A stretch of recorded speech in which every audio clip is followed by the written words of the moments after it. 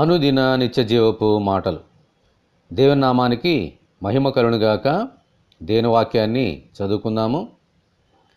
ఎందుకనగా దేవుని వాక్యము సజీవమై బలము గలదై రెండంచులు గల ఎటువంటి ఖడ్గము కంటెను వాడిగా ఉండి ప్రాణాత్మలను కీళ్లను మూలుగను విభజించునంత మట్టుకు దూరుచు హృదయం యొక్క తలంపులను ఆలోచనలను శోధించుచున్నది.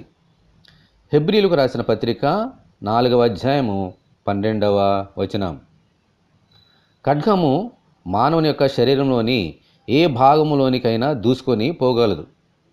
దానివలన వచ్చు పరిణామము ప్రాణహాని, ప్రాణ నష్టం. అందుకే ప్రభు చెప్పారు, కత్తి పట్టుకునివాడు కత్తితోనే నశించును అని.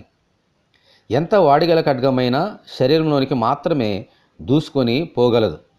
అయితే దేవుని వాక్యం అనే రెండంచులు గల వాడిగల ఖడ్గము శరీరంలోనికి మాత్రమే కాదు, హృదయం యొక్క ఆలోచనలోనికి, తలంపులలోనికి కూడా దూసుకొని పోయి అక్కడ ఏమున్నదో శోధించగలదు. హల్లెలూయా. దీని వలన వచ్చే పరిణామము పశ్చాత్తాపము, ప్రాణరక్షణ, ఆత్మబలము. దేవునికి స్తోత్రము కలుగునుగాక. ఆమెన్. అందుచేత ప్రతి విశ్వాసి ఒక మంచి సైనికుని వలె, దేవుని సేవకుని వలె ఎల్లప్పుడూ దేవుని వాక్యము అనే ఖడ్గము పట్టుకొని ఈ లోకంలో జీవించాలి. అప్పుడే ఈ లోకాన్ని, ఈ లోకంలో ఉన్న పాపాన్ని జయించగలం. ఆమెన్. హల్లెలూయా.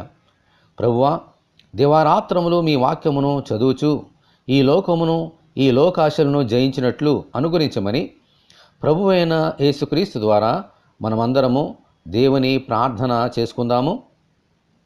ప్రభువా, మీకు వందనాలు తండ్రి. నీ వాక్యము రెండంచు గల వాడిగల ఖడ్గము తండ్రి. అటువంటి ఖడ్గమును మేము పట్టుకునైనా నీ సైనికుని వలె, మంచి సైనికుని వలె, పోరాడు సైనికుని వలె ఈ లోకంలో మేముంటూనైనా ప్రభువా, నీ వాక్యమైన ఖడ్గము చేత సైతాను శోధనలన్నీ జయించుచు ప్రభువా, నీకు వ్యతిరేకమైన కార్యములన్నిటినీ లయపరచుచు జయోత్సాహంతో ఈ లోకంలో జీవించే భాగ్యం మాకు అనుగ్రహించండి. అలాగే మీ ఆత్మ ఖడ్గం అనే వాక్యమును దివారాత్రములు ధ్యానము చేయించుచు అందులో ఆనందించుచు ఓ ప్రభువా, నీ యొక్క నామానికి ఘనత తెచ్చి బిడ్డలుగా మమ్మల్ని చేయమని, ఈ వాక్యం వింటున్న నీ బిడ్డలందరినీ అలాగూ మంచి సైనికుల వలె తయారు చేయమని యేసు అతి పరిశుద్ధమైన నామములో ప్రార్థన చేయుచున్నాము తండ్రి. ఆమెన్. మన తండ్రి అయిన దేవుని కృప మనకందరికీ తోడేయునుగాక. ఆమెన్. పరిశుద్ధ దేవుని మందిరం.